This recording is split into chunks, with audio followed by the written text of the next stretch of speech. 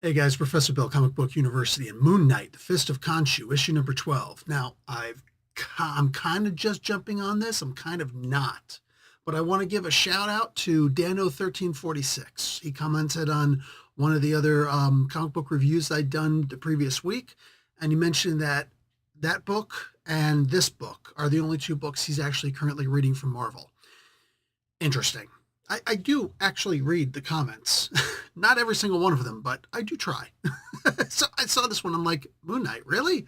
Because Moon Knight was, used to be pretty good.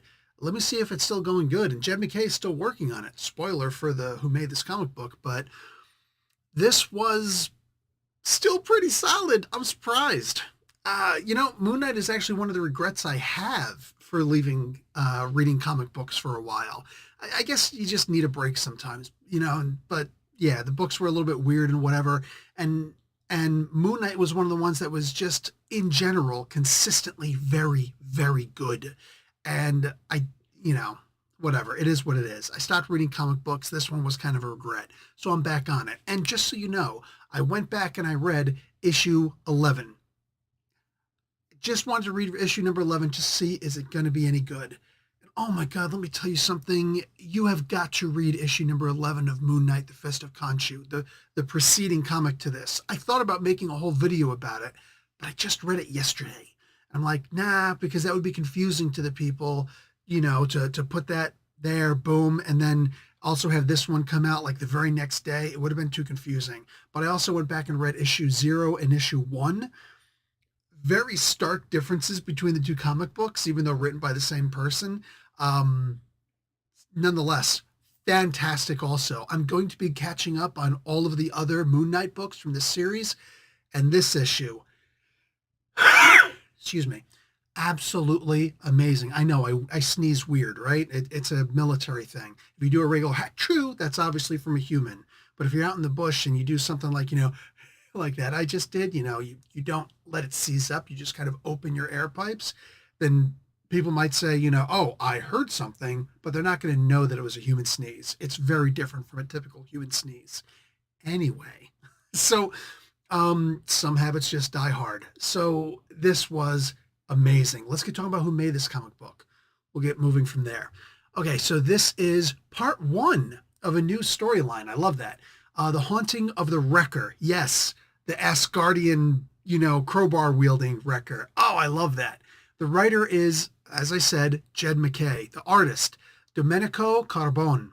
Rachel Rosenberg is the color artist, and VC's Corey Petit on letters. The cover artist is David Paratore. I don't know how the hell that's pronounced, but man, when you got a name like that, don't blame anybody for not being able to say it. Blame your mama, blame your daddy, don't blame me. The cover was absolutely gorgeous on this. It really was. Anyway, a couple of variant covers. Looks like there are 3 out there. None by Domenico, and I'm not sure why. This comic was drawn very well as far as I'm concerned.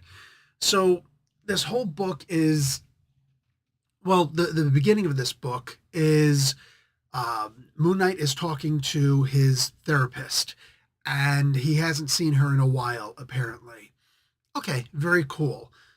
Also, can I mention, I'm just going to mention really quick, the fact that I hadn't been reading Moon Knight, but I just started on this issue is kind of surreptitious, right? It's interesting that I jumped back on this because it jumps back on the exact point that I fell off of the story. A whole bunch of things happened, and then in the previous issue especially, a lot of things have been reset.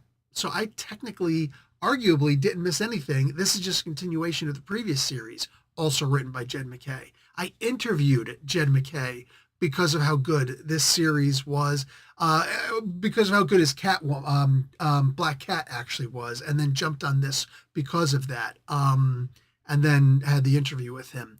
Anyway, love what he's doing here. So the Wrecker comes by. Apparently, he helped break Khonshu out of prison.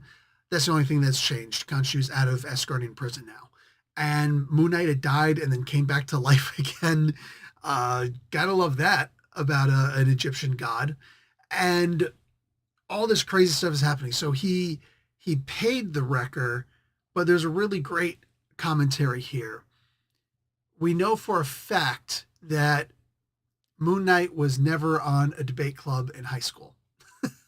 Good to know. Very good to know. That said, I mean, he was a mercenary for crying out loud. He was a tough guy. He wasn't a, let's have a reasonable conversation with people. No, no. He was like, I was paid to shoot you. Sorry. And usually you're a merc after you've served in the military a lot. Anyway, so that happens basically. He's meeting with the wrecker. He doesn't technically owe him, but in his mind, yeah, he kind of sort of does just a little bit. He owes him in a way. And plus, at the end of the day, it's the mission. Wrecker knew the protocol some way, somehow. This freak, he recognized the protocol. He comes to the mission to ask him. It's almost like visiting the Godfather, right? The capo regime, not the capo regime, that's the captain. The padrino, right? The head of the mafia can't say no on his daughter's wedding day. That's actually not true. But it was really great for the movie, right? Was that 1977? The Godfather came out, something like that. I should rewatch that. I really should. I'm not going to reread the book. Holy crap. But we're talking about this. This was holy. So Moon Knight puts on one of his different armors so that he can actually touch ghosts. Apparently he can always see ghosts, and that makes sense that he can always see ghosts, right? I'm thinking the Marvel universe thing. He's got not astral projection, but astral sight. The same thing that the Hulk has. Hulk can't necessarily enter the astral zone, but he can see everything in the astral because arguably he's got the mind of a child, an abused child at that. Kids see ghosts, right? Or so we think. Marc Spector is crazy. Don't call him that, but he's a little, loco en la cabeza. All three of them, all five of them now. And he's got alternate identities for his human form, alternate identities for his freaking superhero form. How insane is that? But not crazy. And he's going to go and he's going to try and help the wrecker, but things are a little bit different. He can be touched more than he's touching. So I'm not going to spoil this comic book. He figures out a way to handle things, but then he finds out this incredible revelation. We get a return of a character that a lot of people love, a character that was created not in the comic books, but outside the comic books. A character who I could honestly care less about, but you guys, most of you guys seem to like this character, so awesome. Just know that she is back. How is she back? Go read the comic book, you'll understand. That being said, there's a reason why Wrecker is being haunted. Remember, this issue is called The Haunting of the Wrecker. The beginning of this storyline, or the entirety of this storyline, is The Haunting of the Wrecker. I'm digging this. I don't know how this is going to end. Jed had better have a really great idea for how this ends. And the guy's full of ideas. So in Jed I trust. Let's just say that. But holy crap, dude. I'm really liking where this is going. The ending revelation was kind of like a confirmation. For me, it was a confirmation of what I already guessed. But I'm so glad they went with what I'd already guessed. This was really good, guys. I think you're going to love this. Most people who are reading the Moon Knight comic books are already massively devoted to the Moon Knight character. You could argue characters because it's a mouthful to read. It's a brainful to read. You have to almost compartmentalize who the Moon Knight is in order to really appreciate him, right? This character, the way that he's being portrayed right now, very interesting. Look, to me, the best way to always portray Moon Knight is you have no idea what the hell you're looking at, right? Does Moon Knight have powers? Does he not have powers? Remember back in the day, it was, he got stronger at night when it was, especially when it was the night of a full moon. But during the day or during the night of a new moon where there was no moon, he would actually be weaker. What?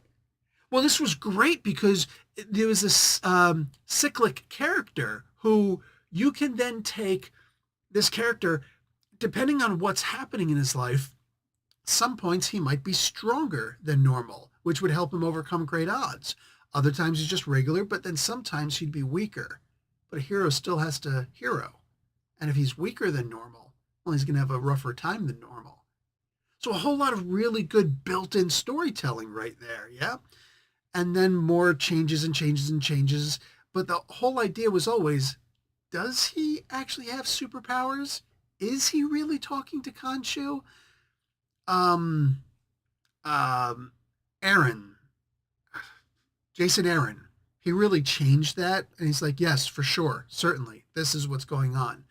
I'm usually not a huge fan of somebody coming up and saying, okay, well, there are two possible paths set before us. Jan Michael Straczynski, I think, did the exact same thing with Spider-Man, the spider totems and all that stuff. It's like, is it magic, a little bit of magic on science? Is it totally science? Is it totally magic? Is it coincident that, boom, boom, boom, boom? Straczynski came along and was like, no, it's definitely this. And it's like, oh, I like the idea of there being the question, the big question, well, maybe it's this, maybe it's that. I love that sort of an idea. With this, Jason Aaron kind of took it and said, no, it's definitely this. Okay, it is what it is. But Jed did the best he could, and it was a really good job of it, making it questionable again. Okay, yes, Khonshu is really a real thing in Marc's life, but is all the stuff that's being said really happening? Is wearing different costumes doing something different for him? Are all these different personalities really who he is or not? Is it just him doing this to himself? What the heck exactly is happening? We have no idea. And I love that. When you pull the cat out of the bag, right? When you pull the rabbit out of the hat and you show how the trick is actually done, it takes a lot to actually put you can't really put the rabbit back in the hat. It takes something away from the mystique of the character. Jed MacKay has a very unique ability, and yeah, I'm going to say it's a very unique ability to put that rabbit not back in the hat, but to kind of change what the trick is, to make you start questioning, was the rabbit ever really taken out of the hat? He's really good at what he does. And I love that I get to actually be here and read this stuff right now. That's it for me, guys. Definitely consider grabbing this comic book. If you're not a Moon Knight fan, now is like this issue. Honestly, the previous issue would really get your heart warmed, the issue number 11. But this issue, number 12, the perfect issue to jump back on Moon Knight if you've been away from Moon Knight for a while. Even if you've never known who Moon Knight is, read this comic book. Buy and read this comic book. Check it out. See why I'm saying this is great to get on this character. I think you're going to love what's happening. Fantastic story while still down to earth. How does that happen? What'd I say? Get the comic. You'll understand. This comic book should be making whatever amount of money this comic book is making, it should be making a whole lot more money. It really should. More people should be reading this comic book. And again, thanks to Dano for saying what he said, because I decided, well, fine, let me jump back on Moon Knight and see what they're doing. And I'm glad that he did. I'm glad that I did. Anyway, guys, that's it for me. Like the video, watch an ad. Professor Bell, Comic Book University. Class dismissed.